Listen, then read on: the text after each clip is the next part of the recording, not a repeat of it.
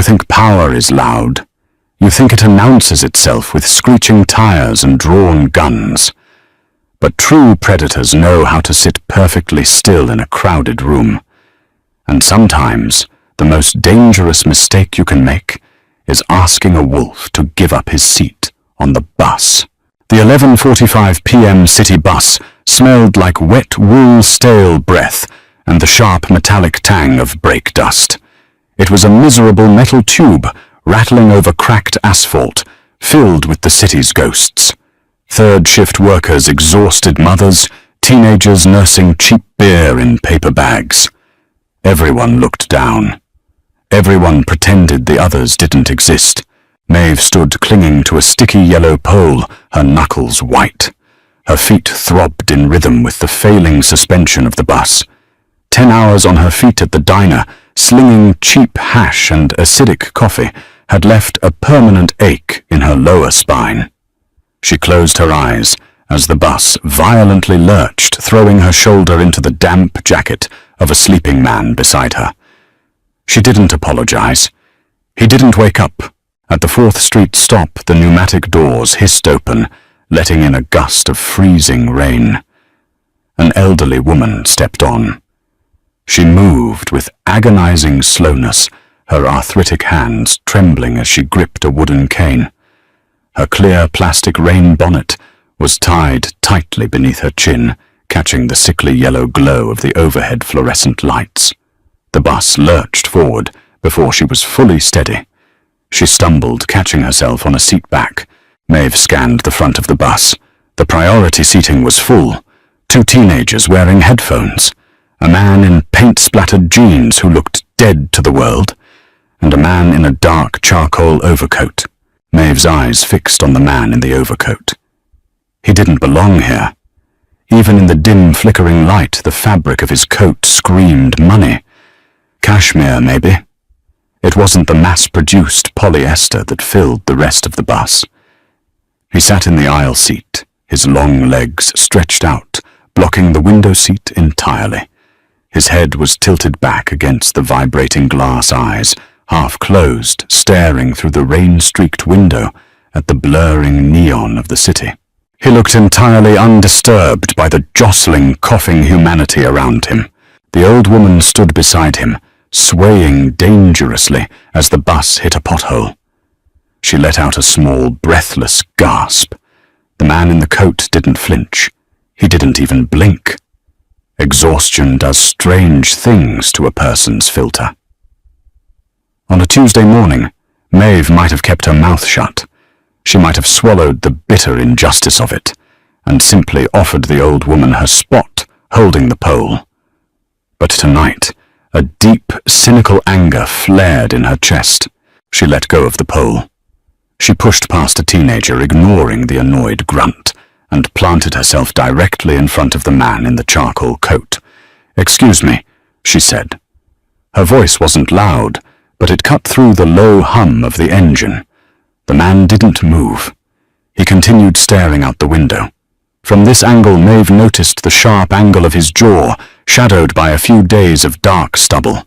His right hand rested on his thigh. The knuckles were bruised, deep purple and split red. "Hey," Maeve said louder this time. She tapped the shoulder of his expensive coat. It was damp, heavy. "Are you deaf or just an asshole?" The silence that fell over the immediate vicinity was instant. The teenager took his headphones off. The man in the paint-splattered jeans opened one eye. The man in the coat turned his head. Slowly. When his eyes met hers, the air in Maeve's lungs vanished. They were completely devoid of warmth. Slate grey and hollow, like looking down the barrel of something metallic and heavy. There was a stillness to him that made the hairs on the back of Maeve's neck stand up. He didn't look angry. He looked like a man deciding whether a sudden noise in the woods was worth killing. "Are you speaking to me?" he asked. His voice was a low rumble, devoid of any local accent. It sounded like cracked ice. Maeve's heart kicked against her ribs. Every survival instinct she possessed screamed at her to step back, to apologize, to look away. but she was so tired, and her feet hurt so badly. "Yes, I'm speaking to you," she snapped, gesturing to the elderly woman who was now staring at Maeve in horror. "She's 80 years old and holding a cane. You have 2 working legs and a coat that costs more than my rent. Move." He stared at her. For one long, agonizing second, the bus seemed to hold its breath. The rattle of the chassis faded. The rain against the glass went silent. He looked from Maeve's scowling face, down to her frayed sneakers, up to the cheap name tag pinned to her coat that read, "Maeve." Then something shifted. A tiny, almost imperceptible crack in his stone facade. It wasn't a smile, but the corner of his mouth twitched. Without a word, he stood up. He was taller than she realized. Much taller. Broad-shouldered, moving with a fluid, terrifying grace that made the cramped aisle feel suffocatingly small. He didn't brush against her as he stepped out into the aisle, keeping a precise, calculated distance. He gestured to the empty seat. The old woman scrambled into it, murmuring hurried, terrified thanks, not to him, but to Maeve. The man stood beside Maeve for the next 3 stops. He didn't hold the pole. He didn't brace himself when the bus stopped. He just stood in perfect, balanced silence. When the doors opened at 9th Avenue, he stepped down into the rain. He paused on the curb, looking back through the glass directly at Maeve. The bus pulled away. Maeve exhaled a breath. She hadn't realized she was holding her hands, shaking slightly, as she gripped the yellow pole once more. Patsy's Diner at 3 a.m. was a purgatory of fluorescent lights and the smell of ancient grease. It was the kind of place where people went when they had nowhere else to be, or when they were trying to sober up before the sun rose and judged them. Maeve wiped down the cracked vinyl of booth 4 with a bleach-soaked rag. Her brain felt like cotton. She had been on shift for 5 hours, her second shift of the day. The radio behind the counter was softly playing a static-laced jazz tune. The bell above the glass door chimed, a sharp, clear sound that shattered the 3 a.m. dead zone. Maeve didn't look up immediately. "Sit anywhere, coffee's fresh, but the pie is from yesterday," she called out, tossing the rag into a grey plastic bucket. She turned around, grabbing an off-white ceramic mug and the glass coffee pot from the warmer. He was sitting in booth 1 directly by the window. Maeve froze. The coffee pot trembled in her hand, the dark liquid sloshing against the glass. It was him, the man from the bus. 3 days had passed since she had yelled at him over a seat. He was wearing a black suit, this time no overcoat. The tie was missing, and the top 2 buttons of his crisp white shirt were undone. He looked immaculate, save for a faint smudge of dark red near his collar. It looked like rust. It wasn't rust. He wasn't looking at a menu. He was looking at her. Maeve's gaze darted to the window. Outside, idling by the curb in the yellow glow of the street lamp, was a matte black SUV. The engine was running. Through the tinted windshield, she could just make out the silhouettes of 2 very large men in the front seats. A cold spike of dread finally pierced through her exhaustion. The bruised knuckles, the stillness, the way the rest of the bus had instinctively shrunk away from him. Her cynical, exhausted brain finally clicked the puzzle pieces together. You didn't survive in this city without knowing the signs of organized violence. He wasn't a businessman. He was a butcher in a bespoke suit. Maeve swallowed hard. She forced her feet to move, walking behind the counter, around the pie case, and stopping at his table. She kept her eyes on the chipped formica tabletop as she set the mug down and poured the coffee. Black. No sugar. "Late night," he said. His voice in the quiet diner sounded even more dangerous than it had over the roar of the bus engine. It was smooth, conversational, but carried the weight of a loaded gun resting on a table. "I work the night shift," Maeve said, her voice tighter than she wanted it to be. She straightened up, finally meeting his eyes. Slate gray. thinking. "What do you want?" "Coffee," he said simply. He wrapped one large hand around the mug. The bruised knuckles from Tuesday were yellowing now, healing fast. "And I wanted to see if you were always so commanding, Maeve." He said her name like he was turning it over in his hands, examining it. "You read my name tag on the bus," she said, defensively crossing her arms over her chest to hide the slight tremor in her fingers. "I did," he agreed. He took a sip of the black, scalding coffee and didn't even flinch. "I also checked the route. There aren't many stops between where you got on and where you work. Patsy's was the only 24-hour joint within a 6-block radius." "You tracked me down," Maeve stated. It wasn't a question. She looked at the SUV outside again. "Why?" "Curiosity," he said. He leaned back against the red vinyl. It squeaked slightly under his weight. "Do you know who I am?" "No." Maeve lied. "Ian," he said, offering only a first name. "And you're a terrible liar, Maeve." "Look, Ian," she said, leaning forward, slightly dropping her voice. The fear was there, but the sheer, crushing fatigue of poverty was louder. She had $60 in her checking account, and rent was due on Friday. She couldn't afford to be paralyzed by a mobster. "If you're here to intimidate me, because I embarrassed you in front of a bunch of strangers, get in line. The cook threatens me twice a week when I ask him to remake the eggs. I'm tired, my feet are bleeding, and I have 5 more hours on this shift. Drink your coffee and leave me alone." Ian stared at her. The silence stretched. The jazz on the radio seemed to fade entirely. The air in the diner grew heavy, thick with a tension that made it hard to breathe. Maeve held her ground, her fingernails digging into her own arms. She wondered if she had just signed her own death warrant over a cup of burnt coffee. Then Ian let out a sound.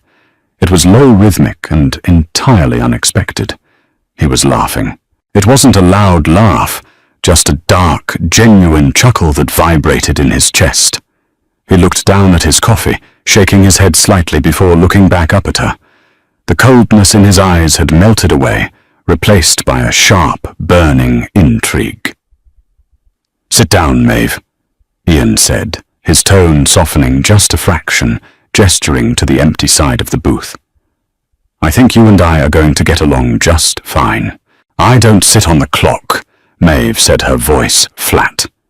She didn't move toward the empty side of the booth. She simply grabbed the glass coffee pot and turned her back on him, walking away. She expected anger. She expected the heavy thud of footsteps following her behind the counter, a hand grabbing her wrist to remind her exactly who was in charge.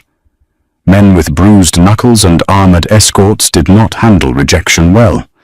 But when she glanced back over her shoulder, Ian was simply drinking his coffee. He watched her work. He didn't look away, but he didn't intrude. That was the beginning of the routine. Every Tuesday and Thursday at exactly 3 a.m., the matte black SUV would idle at the curb.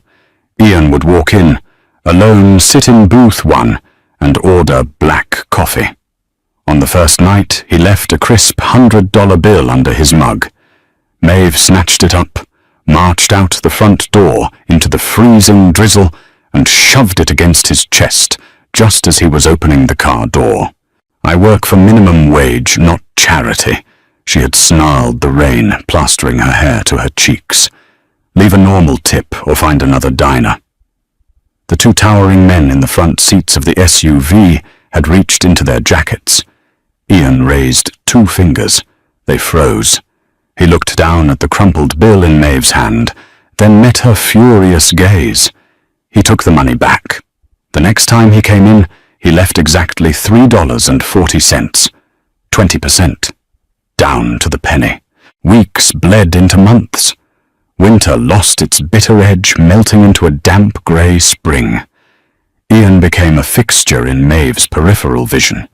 They rarely spoke more than a few sentences. He learned that she hated the smell of the grease trap that she was saving up to fix the transmission on a 2008 Honda Civic, and that she possessed a deeply ingrained suspicion of anyone offering something for nothing. She learned that he drank too much coffee, that he had a faint, jagged scar running just below his left ear, and that his presence acted like a physical barrier in the diner.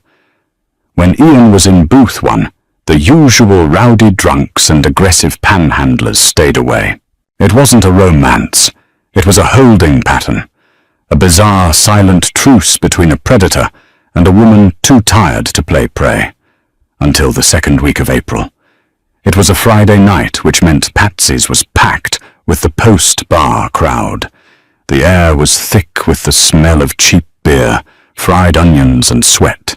Maeve was carrying a tray of 4 over-easy egg platters when a large hand clamped down on her hip.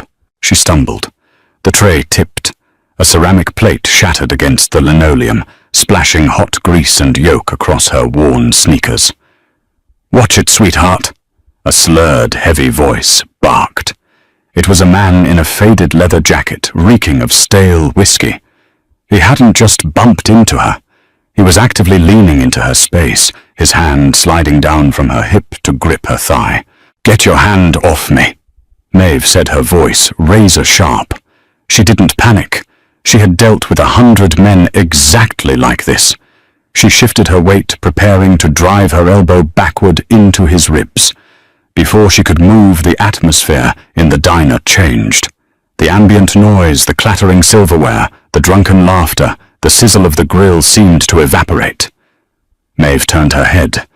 Ian was standing. He hadn't been in his usual booth. He had been sitting at the far end of the counter, out of the way. He walked across the linoleum floor. He didn't rush. His steps were measured, silent, and completely terrifying. The crowd naturally parted for him, people stumbling backward to avoid brushing against his dark suit. The drunk man noticed the silence. He looked up, his bleary eyes struggling to focus on the man approaching him. "What's your problem, buddy?" he slurred, finally dropping his hand from Maeve's leg to puff out his chest. Ian didn't answer. He didn't yell. He didn't make a show of it. He stepped into the man's personal space and casually reached out, wrapping his large hand around the back of the man's neck. The movement was so smooth, it almost looked gentle. But the drunk's eyes went wide, his face drained of color. Ian leaned in his lips inches from the man's ear. Maeve couldn't hear what he said. The words were a low, barely there whisper. But she saw the immediate violent flinch of the drunk's body. She saw the man's knees buckle slightly. Ian released him, taking a single step back. "Settle your bill," Ian said, his voice returning to its normal icy timbre. "Then leave." The man didn't look at Maeve. He threw a crumpled 20 on the nearest table and practically ran for the door, stumbling over his own boots in his haste to get out into the street. The diner remained silent. Everyone was staring at Ian. Ian looked down at the shattered plate, the ruined eggs, and the grease soaking into Maeve's shoes. He reached into his pocket, pulled out a handkerchief, and held it out to her. Maeve stared at the linen. Her chest was heaving, adrenaline and exhaustion warring in her veins.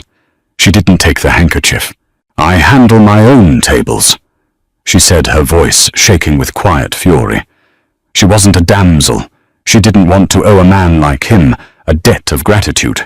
Gratitude in his world was currency, and she refused to carry his coin. Ian held her gaze. He didn't look offended. He simply put the handkerchief back in his pocket. "I know you do," Ian said softly. "But his hands were dirty. And you look tired, Maeve." He turned and walked out the door. He didn't look back. The next night, when Maeve arrived for her shift, there was a plain brown shoebox sitting on the counter behind the register. Inside was a pair of heavy-duty slip-resistant work shoes with custom orthopedic inserts. There was no note. Maeve stared at them for a long time. She hated that he had noticed her limp. She hated that they cost more than her car's transmission. But when she put them on, the sharp, grinding pain in her lower back vanished. She tied the laces tight, a bitter, cynical knot forming in her throat. He was entirely too good at figuring out exactly what she needed. The rain in November was cruel. It didn't wash the city clean. It just made the grime slick and treacherous. It was 4:15 a.m. The diner was completely empty, except for Maeve and Sal, the line cook, who was snoring softly on a stool in the back kitchen. Maeve was running a rag over the stainless steel coffee warmers when the front door slammed open. The glass rattled in its frame. Maeve spun around her hand instinctively, dropping to the heavy metal flashlight kept under the counter. Ian was standing in the doorway. He was alone. No SUV at the curb. No muscle waiting in the wings. He was wearing a heavy black trench coat, drenched in rain. But it wasn't just rain. He was leaning heavily against the doorframe, his breathing ragged and shallow. His left hand was pressed tightly against his side inside the coat. The fabric around his fingers was slick and darkly saturated. "Maeve!" he rasped. It was the first time she had ever heard his voice lose its perfect, terrifying control. He took one step forward and collapsed. He didn't hit the floor. He crashed into Booth on his heavy frame, sliding down the red vinyl to land in a heap on the floor. Maeve froze. Her brain screamed at her to lock the door, to run to the kitchen, to call the cops. A bleeding Mafia boss in her diner was a death sentence. It was the exact thing she had spent months keeping at arm's length. But as she looked at him, sprawled on the dirty linoleum, his face bone white beneath the flickering fluorescent lights, the cynical survivalist in her was drowned out by something strictly, undeniably human. She vaulted over the counter.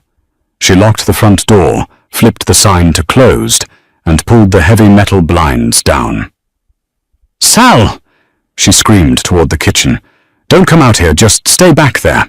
She dropped to her knees beside Ian. He was conscious, his head resting against the metal leg of the table. His eyes tracked her, dilated and glassy. Maeve ripped his coat open. The smell hit her instantly. The sharp, coppery stench of fresh blood, mixing with the scent of damp wool and cheap diner bleach. His white dress shirt was soaked crimson on the left side, just below his ribs. "Hospital," she said, her hands hovering over the wound. "I'm calling an ambulance." Ian's right hand shot out his grip on her wrist like a steel vice. Even bleeding out, he was impossibly strong. "No." He gritted out his teeth-stained pink. "No hospitals. They'll finish it." "You're going to die on my floor," Maeve yelled back, panic finally cracking her voice. "I've survived worse." He breathed, his eyes fluttering. "Kitchen, clean towels, tape, high-proof alcohol." Maeve wrenched her arm free. She ran. She didn't think about the consequences. She raided the emergency first aid kit, grabbed an armful of clean bar towels and a bottle of rubbing alcohol from the cleaning closet. When she returned, she knelt beside him and went to work. She wasn't gentle. She didn't have time to be. She tore his ruined shirt open, wincing at the jagged, ugly tear in his flesh. It wasn't a bullet wound. It looked like a blade had caught him deep and pulled upward. She poured the alcohol directly onto the towels and pressed them hard against his side. Ian let out a choked, guttural sound, his head throwing back against the table leg. His knuckles turned white as he gripped the edge of the booth. "Sorry," Maeve muttered, bearing down with all her weight to stop the bleeding. "You're bleeding on my clean floor." "Put it on my tab," he managed to whisper, a dark, breathless laugh rattling in his chest. For 30 minutes, it was a brutal, silent battle. Maeve held the pressure, taping the thick wad of towels tight across his torso, once the bleeding slowed to a dark, sluggish ooze. Her hands were stained. Her cheap uniform was ruined. When it was over, she sat back on her heels, wiping sweat from her forehead with a clean part of her wrist. Ian's breathing had evened out. The color wasn't back in his face, but he wasn't dying. He turned his head to look at her. The slate-grey eyes were clear now. Stripped of the terrifying armor, he just looked like a tired man. He looked at her blood-stained hands, then up to her exhausted face. "Why did you help me?" he asked quietly. "Because dead bodies are bad for business," Maeve lied flatly. She leaned back against the counter opposite him. "And you owe me a new apron." Ian watched her. He saw the tremor in her hands that she was trying to hide. He saw the dark circles under her eyes that never quite faded. "This place is killing you, Maeve," he said, his voice low, lacking any of its usual command. It sounded like an observation from a friend. "Your life literally involves getting stabbed in an alley," she shot back. "Don't lecture me on health." "I own a restaurant," Ian said, slowly pushing himself up slightly to lean against the booth. "A legitimate one. In the financial district. The books are a mess. The manager is an idiot. I need someone who doesn't steal, who works hard, and who isn't afraid to tell me when I'm being an arsehole." Maeve stared at him. The hum of the refrigeration unit kicked on loud in the empty diner. "A job," she said. "A job," Ian confirmed. "Salaried, benefits, regular hours, no deep fryers." He paused, his eyes locked onto hers with an intensity that made the hair on her arms stand up. "And no one will ever touch you. Not drunks, not my people, no one." It was a lifeline. It was a golden ticket out of poverty, handed to her by the devil himself. The cynical part of her screamed that it was a trap. "You don't work for a man like Ian, and stay clean." But she looked at the blood on her hands. She looked at the expensive orthopedic shoes on her feet.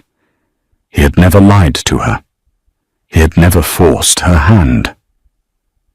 Maeve stood up slowly. She walked over to the sink behind the counter and turned on the hot water, violently scrubbing the blood from her skin. "I want full control of the hiring for the front of house," she said, over the sound of running water. "And if you ever bring one of your bleeding goons into my restaurant, I quit on the spot." She turned the water off and dried her hands. She looked across the diner at the city's most dangerous predator, bleeding on her linoleum. Ian's mouth twitched. A genuine small smile broke through the pain on his face. "Deal," he said.